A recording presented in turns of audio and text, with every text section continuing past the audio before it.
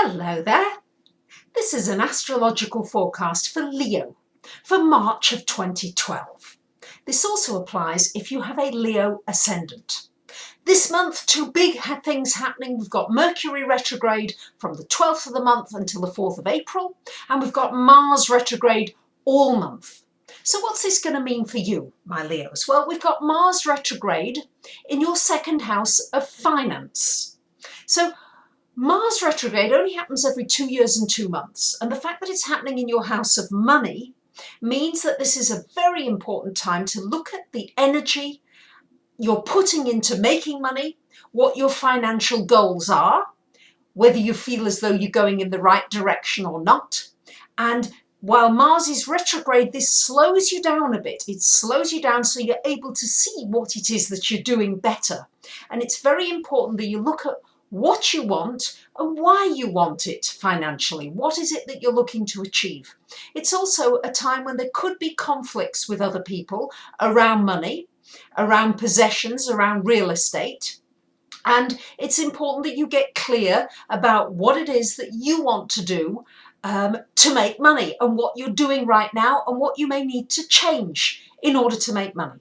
And this is a great window of opportunity which enables you to look at what you have been doing, re-examine your goals and set yourself some new goals so that when Mars goes direct on April the 14th, you're ready and raring to go.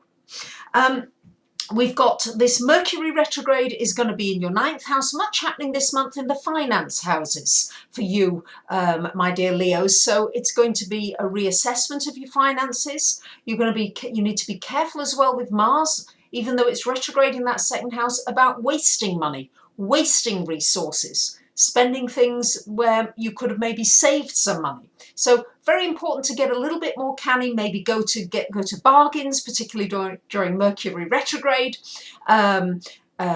You may want to sell something. It's a great time to sell something and get a good price for it during the retrograde, because people don't always know the value of things during a retrograde. So if you've been trying to sell something you've not been able to get shot of, good time to do it after the 12th of the month until April the 4th. So much going on in this 8th house of joint finance. You need to be careful that somebody's not betraying you financially, especially the last week of the month where we've got Mars opposite Neptune in your 8th, from the 2nd to the 8th house, and also that you're not making too many sacrifices financially, maybe for somebody else. It's going to be a good time to get any contracts or negotiations clear, especially concerning money and finance, before the 12th of the month. Try to do it before, because once Mercury goes retrograde, then there can be misunderstandings, and then better to wait until after April the 4th, when Mercury goes direct once again.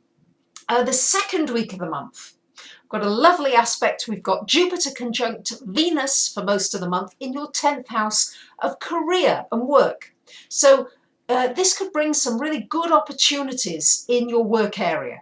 Could also bring somebody who is very supportive of you, who may want to promote you, or it could also mean a new direction in your career, doing something more that you love rather than something that you feel you have to do.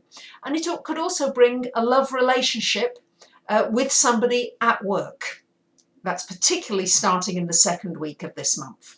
Third week of the month, we've got the Sun conjunct Uranus happening in your 9th house. This could bring somebody from abroad into your life. It could mean a sudden, unexpected trip that you didn't know was going to happen, and all of a sudden off you go without preparation. And very often during Mercury retrograde, that's the best way to travel, rather than making big plans. If it's spontaneous and it's sudden, that's probably the best way for it to happen.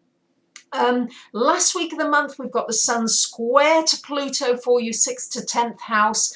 Be careful with people in authority positions. Could be issues there. Make sure you also look at how you deal with fear, how you deal when you're frightened with confronting somebody else, and maybe developing some more of that wonderful courage that Leo the Lion certainly possesses innately, but maybe doesn't always feel sometimes. The Jupiter trine to Pluto as well all month, on and off from your 6th to your 10th houses, should be some good opportunities in this work area. One way or another, as long as you're getting yourself out there, there are some good opportunities coming to you. There you have it, my dear Leos. You might want to subscribe to my monthly newsletter. It's free. You can subscribe on my website, or you might want to consider having a reading, and I'd be delighted to hear from you. Thank you very much for listening. Bye for now.